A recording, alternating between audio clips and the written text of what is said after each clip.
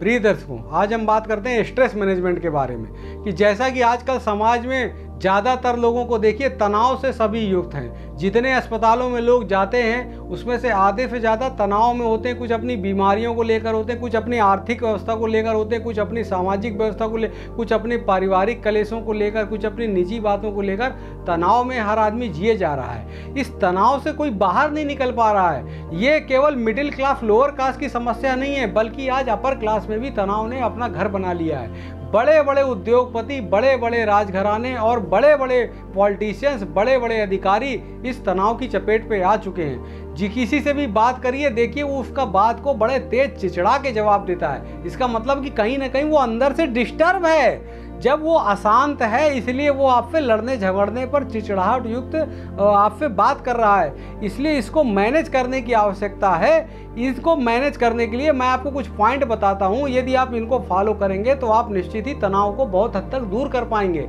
इसके लिए पहला है over thinking should be avoided. आप ज़्यादा सोचने को बंद कर दीजिए। अब कल क्या होगा क्या नहीं होगा, 80% प्रॉब्लम्स लाइफ में ऐसी आती हैं जिसके लिए पहले से कुछ प्लान नहीं करना पड़ता। वो जब आ जाती हैं उसको इमीडिएट ही करना पड़ता है। जैसे मान लीजिए आप सड़क पे जा रहे हैं और एक्सीडेंट हो गया तो उसमें पहले से प्लानिंग काम नहीं आती है। वो आपको अस्पताल लेके जाना पड़ेगा और जहाँ भी फ्रैक्चर हुआ है उसमें प्लास्टर चढ़ाना पड़ेगा या जो भी फर्स्ट एड लेनी ही पड़ेगी। उसमें पहले से प्लान करके कोई फायदा नहीं है। इसी तरह यदि किसी को हार्ट अटैक हो जाता है तो उसमें पहले से प्लानिंग काम नहीं आती है, उसको लेके अस्पताल। इसलिए जो 80% प्रॉब्लम है वो आती हैं, उसके साथ साथ इमीडिएट समाधान भी उसी समय देना पड़ता है। प्लानिंग केवल 20% कामों में होती है कि फोरकास्टिंग आगे के लिए करना है कि हमको यहाँ मकान बनाना पड़ेगा, हमको ये जॉब चाहिए। वो बाकी जो कारक हैं वो 80% इमीडिएटली। ज़्यादा सोचने से तनाव बढ़ता है, इसलिए ज़्यादा सोचना आपको अवॉइड करना पड़ेगा और अपने चिंतन में शुद्धता लानी पड़ेगी, पॉजिटिविटी लानी पड़ेगी और अच्छी किताबों का सहारा लेना पड़ेगा। और आप देवों के जो अपने वेद शास्त्र पुराण हैं उनकी किताबों को यदि पढ़ेंगे, वो चिंतन आपके रहेंगे तो आपके अंदर निगेटिविटी हावी नहीं होगी, जिससे आप तनाव से दूर रहेंगे। ये मतलब मेरे हिसाब से ये पहला है। दूसरा जो है फियरलेस एटीट्यूड होना चाहिए। ज़्यादा हर बात पर जो है डर अच्छा नहीं है। इसको विवेकानंद जी बार बार कहते थे, भय मुक्त जीवन मनुष्य को जीना चाहिए। क्योंकि इस संसार से कोई भी आदमी कितना भी भय खा ले, कोई जिंदा बच के नहीं जाएगा। इसलिए ज़्यादा आपको भय में नहीं रहना चाहिए। जो होना है वो होके रहेगा।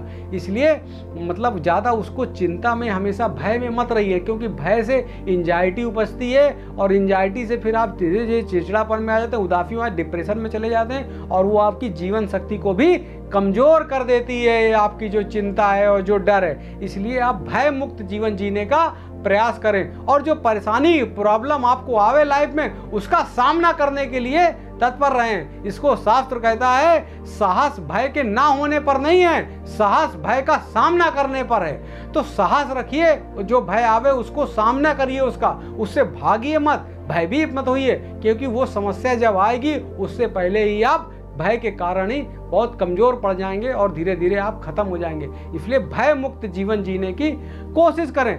तीसरी जो कंडीशन है, कंप्रोमाइज अकॉर्डिंग टू सिचुएशन।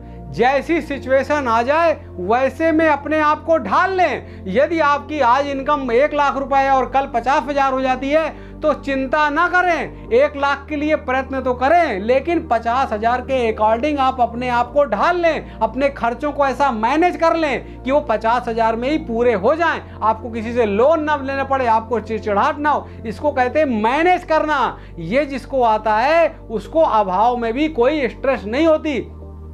पहले से भी विद्वान हमारे शास्त्र कहते हैं कि दुख जो है अभाव में नहीं है, दुख हमारे स्वभाव में है। इसलिए जब आपकी इनकम कम हो जा रही है तो उसको उसके अकॉर्डिंग सिचुएशन ढाल लेंगे तो आपको स्ट्रेस नहीं होगा, आपको अभाव महसूस नहीं होगा। साथ के साथ यदि आपको 1 लाख रुपए की आवश्यकता तो उसके लिए प्रयत्न करें, लेकिन पहले जो इनकम आ रही है उसके अकॉर्डिंग उसको संभाल लें और उसके आगे घुल मिल जाए। पानी की तरह अपने आप को बना लें कि जिस साइज के बर्तन में डालेंगे वो अपने से उसी टाइप का ले लेगा। आज आज मेरे पास 2 लाख रुपए महीना इनकम है, उसके स्तर पे जीऊंगा, कल 20,000 है तो मैं उसके स्तर पे जीऊंगा। इसी को अच्छा कलाकार कहते हैं। नहीं तो आप कितना भी रुपया होगा, आप हमेशा तनाव में ही रहेंगे, दुखी रहेंगे, व्यथित रहेंगे, आहत रहेंगे, पीड़ित रहेंगे, और समय का और पैसे का, स्वास्थ्य का, परिवार का, घर का, कुटुंब का, यश का, पद का, किसी भी चीज का सुख नहीं ले पाएंगे। इसलिए सिचुएशन के अकॉर्डिंग अपने को ढालना सीखिए। और चौथा जो है वो है डोंट एक्सेप्ट 100%। जीवन में कोई भी आदमी 100% आदर्श नहीं है, ये आप मान के चलिए। यदि आप अपने बच्चे से एक्सेप्ट कर रहे थे कि 95% आएंगे और उसके 90% आ गए, तब भी उसकी पीठ थपथपाइए। अरे भगवान कोई नहीं है, वो 95% का प्रयास किया, 90 आया, तब भी वो बधाई का पात्र है। इसलिए यदि आप उसी पे अड़े रहेंगे कि 95 ही आने चाहिए, तो आप 90 का सुख नहीं ले पाएंगे, और 95 नहीं आए इसके लिए कुड़ते रहेंगे, खुद भी कुड़ेंगे, बच्चे को भी कुड़ाएंगे, और घर का परिवार का माहौल भी खराब कर देंगे।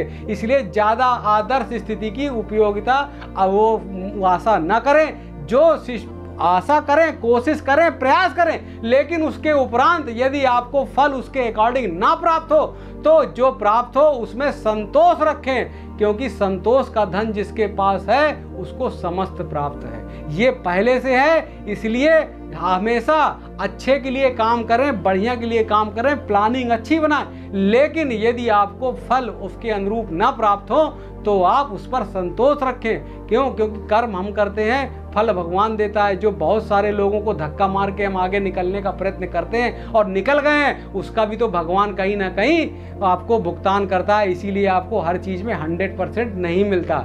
इसलिए जो है, जो प्राप्त हो जाए उसका लाभ लें और उसमें सम्मानित भाव रखें, और जो अपर्याप्त है, आपको लगता है कि उसकी आवश्यकता, उसके लिए श्रम करें, लेकिन जो प्राप्त है पहले उसका लाभ लें और उसमें संतोषी भाव रखें, तब आप आगे के लिए कर्म कर पाएंगे।